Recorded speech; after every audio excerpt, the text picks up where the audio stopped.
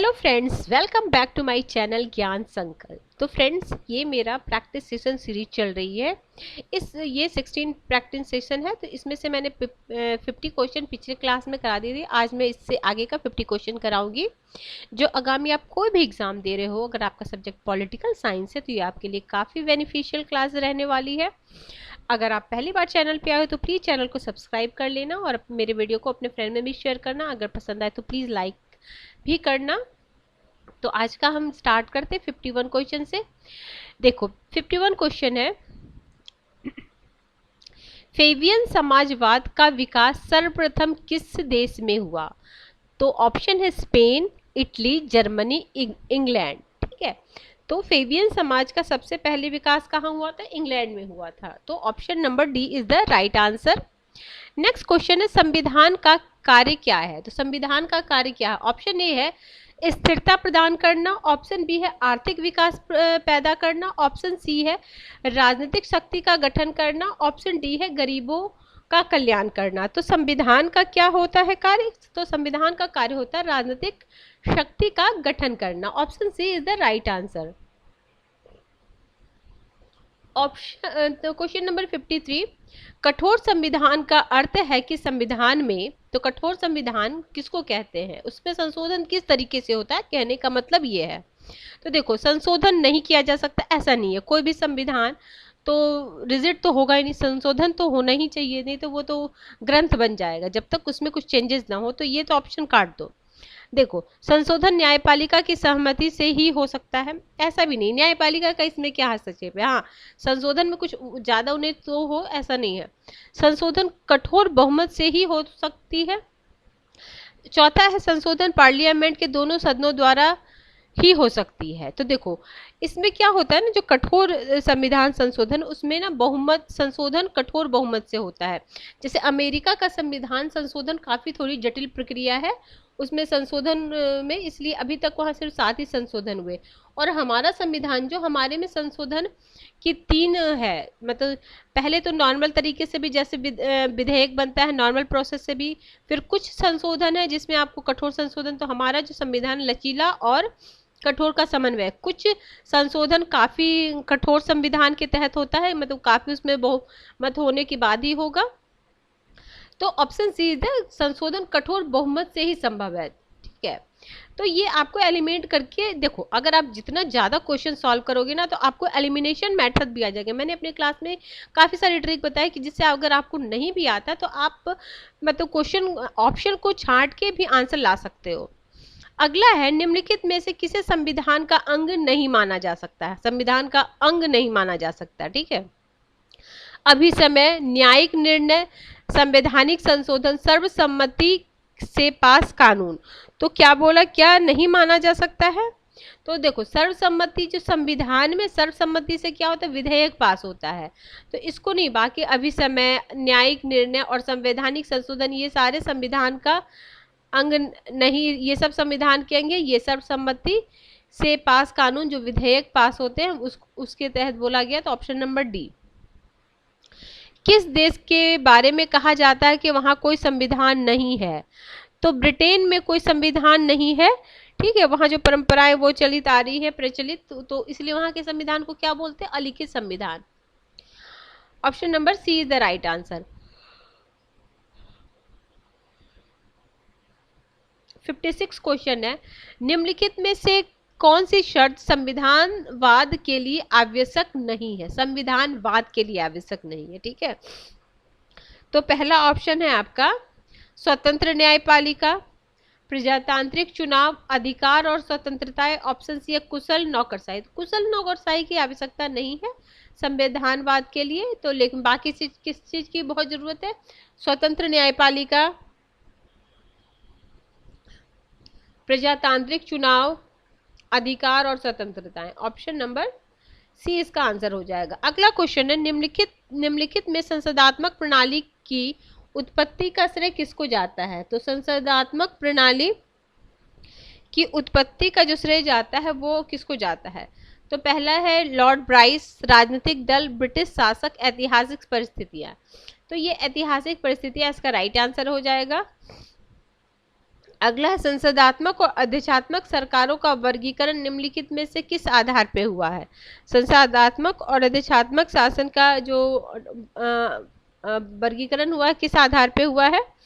तो देखो, पहला ऑप्शन है न्यायपालिका का स्वरूप, कार्यपालिका और व्यवस्थापिका के बीच संबंध, व्यवस्थापिका की शक्ति, संसदीय विशेषाधिकार। तो ये दोनों देखो, संसदीय में क्या होता है, दोनों एक प्रति उत्तरदायी होता है और अध्यक्षात्मक के दोनों अलग अलग कार्य करते हैं। तो option number B is the, दोनों के बीच जो संबंध है ना, उसी से अध्यक्षात्मक और संसदात्मक शासन प्रक्रिया का अंतर निर्धारित होता है। अगला, अध्यक्षात्मक सरकार का उदय सर्वप्रथम कहाँ हुआ है। तो अध्यक्षात्मक सरकार का सर्वप्रथम संयुक्त राज्य अमेरिका में हुआ है। ऑप्शन नंबर सी।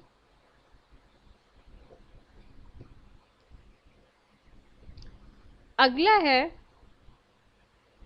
निम्नलिखित में से संयुक्त उत्तरदायित्व का अर्थ क्या है। ठीक है, संयुक्त उत्तरदायी।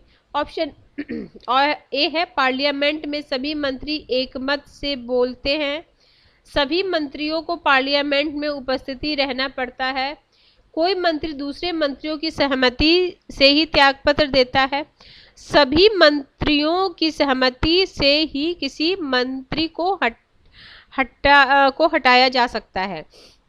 तो इसमें कौन सा आंसर हो जाएगा। तो इसका यही हो जाएगा, पार्लियामेंट में सभी मंत्रियों को एक मत से बोलते हैं। सभी क्या बोलते हैं, संयुक्त उत्तरदायी क्या होती है, एक मत से बोलते हैं। Option number A is the right answer. अगला है, अध्यक्षात्मक प्रणाली में मंत्री किसके प्रति उत्तरदायी होता है। तो अध्यक्षात्मक शासन प्रणाली में ऑप्शन ए जनता, व्यवस्थापिका, व्यवस्थापिका का उच्च सदन या अध्यक्ष। तो अध्यक्ष के प्रति उत्तरदायी होता है। ऑप्शन नंबर 61 का हो जाएगा डी।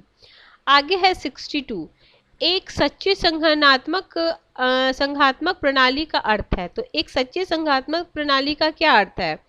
तो ऑप्शन ए है, शक्तिहीन केंद्र में शक्तिशाली राज्य, शक्तिशाली केंद्र और शक्तिहीन राज्य, एकल न्यायिक व्यवस्था, केंद्र और राज्य के बीच संतुलन। तो केंद्र और राज्य के बीच संतुलन। Option number D is the right answer. अगला है, संघीय व्यवस्था में शक्ति का बंटवारा किसके द्वारा किया जाता है।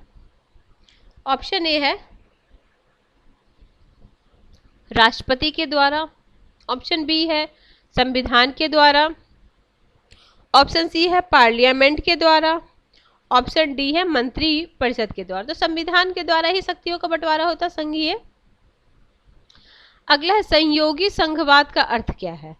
तो सहयोगी संघवाद का अर्थ है, ऑप्शन ए है, राज्यों के बीच सहयोग, सहकारी संघों का संघ, केंद्र द्वारा राज्यों को आर्थिक सहायता, केंद्र और राज्य के बीच सहयोग। तो केंद्र और राज्य के बीच सहयोग को हम सहयोगी संघवाद का सही अर्थ में बोलते हैं, केंद्र और राज्य के बीच सहयोग। अगला है, संघीय व्यवस्था किस प्रकार के देशों के लिए उपयुक्त है। छोटे देशों के लिए, शक्तिशाली राज्य के लिए, बड़े देशों के लिए या व्यावसायिक के लिए। तो इसमें हो जाएगा आपका ऑप्शन नंबर सी, बड़े राज्यों के लिए संघात्मक, क्योंकि अलग अलग शक्ति बटी रहती तो अपना राज्य अपने अपने हिसाब से काम करते, तो बड़े राज्यों के लिए ऐसे ही। अगला 66 क्वेश्चन, एकात्मक व्यवस्था का सबसे बड़ा गुण क्या है। तो इसकी कार्यकुशलता, इकहरी न्यायिक व्यवस्था, एक केंद्र से शासन, यह समझ से आसान है। तो ये हो जाएगी इसकी कार्यकुशलता। एकात्मक का सबसे बड़ा गुण है इसकी कार्यकुशलता। 67 है, एकात्मक संस्थाओं का प्रशासन की कुशल इकाइयों के रूप में असफल होने का कारण था। तो इसके असफल होने का कारण क्या था, अपर्याप्त धन। Option number B. अगला है, म्युनिसिपल कॉरपोरेशन की सभा की अध्यक्षता कौन करता है। तो म्युनिसिपल कॉरपोरेशन की अध्यक्षता कौन करता है, तो मेयर करते हैं। Option number B is the right answer. अगला है, भारत शासन ईस्ट इंडिया कंपनी के क्राउन के हाथों में कब हस्तांतरित की गई थी। तो ये हो जाएगा कब हस्तांतरित की गई थी, तो 1885, 69 का 1885। भारत का प्रशासन ईस्ट इंडिया कंपनी के क्राउन के हाथों में नहीं, ये रुको, ये डाउटफुल है, इसको इसको मैं बाद में कराती हूँ। देखो, भारत का ईस्ट इंडिया कंपनी के क्राउन के हाथों में नहीं, 1853 1855, नहीं ये 55 नहीं 53 में होना चाहिए ना जब हुआ था। रुको, इसको फिर से मैं बताऊंगी, बाद में बताऊंगी, इसको डाउटफुल रखो, इसमें 85 दिया, नहीं ये तो नहीं होगा, बाद में बताती हूँ, ठीक। अगला है क्वेश्चन नंबर 70। निम्नलिखित में से दो राष्ट्र के सिद्धांत, इसको भी हम काटते बाद में करेंगे, ठीक। निम्नलिखित में से किसने दो राष्ट्र के 50, ये होना चाहिए 58 होना चाहिए, देखो 1858 होना चाहिए तो सही होता, ठीक है, ये होगा। आगे है, निम्नलिखित में से किसने दो राष्ट्र के सिद्धांत को अपनाया, तो दो राष्ट्र के सिद्धांत को किसने अपनाया, ऑप्शन नंबर बी, मुस्लिम लीग ने। राष्ट्रीय आंदोलन के विकास के लिए उत्सव और धार्मिक त्योहारों का प्रयोग किसने किया, तो उत्सव, और ये बाल गंगाधर तिलक ने महाराष्ट्र में गणेश उत्सव, तो ये ऑप्शन नंबर डी हो जाएगा इसका सही आंसर। आगे है 72। असहयोग आंदोलन कब स्थगित किया गया, तो असहयोग आंदोलन जब चोरा चोरी कांड हुआ था 1922 में, तभी उसको मतलब स्थगित कर दिया गया था। आगे है 73 क्वेश्चन, ये द्वैध शासन की स्थापना कब हुई, तो द्वैध शासन की स्थापना 1919 में हुई। भारत में लोकसभा किसके प्रति उत्तरदायी है, ठीक है, 74 है, तो भारतीय जनता के प्रति, क्योंकि लोकसभा है, जनता द्वारा चुने गए प्रतिनिधि इसमें होते हैं। आगे है, आज मैं 75 ही क्वेश्चन कराऊंगी फ्रेंड्स, कुछ काम है इसलिए मैं आगे का नेक्स्ट क्लास में करा दूंगी। ये 75 आज के क्लास का लास्ट क्वेश्चन है। ये भारतीय संविधान का सबसे आर्थिक प्रभाव किसका पड़ा है, तो भारतीय संविधान पर सबसे अधिक प्रभाव किसका पड़ा है, तो ये तो मैंने ये जो प्रस्तावना है ना उससे रिलेटेड बहुत सारे एमसीक्यू करा रखे हैं। आप इंडियन कॉन्स्टिट्यूशन को, आप मेरा एक प्लेलिस्ट है 2000 क्वेश्चन, तो उसमें ना मैं अच्छे से इंडियन कॉन्स्टिट्यूशन को करा दूंगी, आप देख लेना। आप कोई भी एग्जाम दे रहे हो, इंडियन कॉन्स्टिट्यूशन के क्वेश्चन तो आते ही आते हैं, अगर आप टीजीटी भी दे रहे हो तो ज़्यादातर क्वेश्चन उससे आएंगे। तो ठीक है फ्रेंड्स, इसके अलावा अगर पॉलिटिकल साइंस के नेट के एग्ज़ाम देना चाह रहे हो आप, या तो अभी दिए हो तो फिर एग्ज़ाम होने ही वाला है, तो आप प्लीज़ मेरे सारे वीडियो को देखना, आपके लिए काफ़ी बेनिफिशियल होगा। मैंने यूजीसी नेट के प्रीवियस ईयर के भी क्वेश्चन करा रखे हैं, इसके अलावा थ्योरेटिकल पार्ट को भी मैंने जितने भी उसके सब यूनिट है सारे को कवर कराया है। तो अगर फ्रेंड्स किसी वजह से ये चैनल हेल्प कर रहा है आपके प्रिपरेशन में, तो प्लीज़ ज़रूर सब्सक्राइब करें और अपने फ्रेंड में ज़्यादा से ज़्यादा शेयर करें, और वीडियो पसंद आए तो लाइक भी करें। तो मिलते हैं हम नेक्स्ट क्लास में, तब तक के लिए बाय बाय।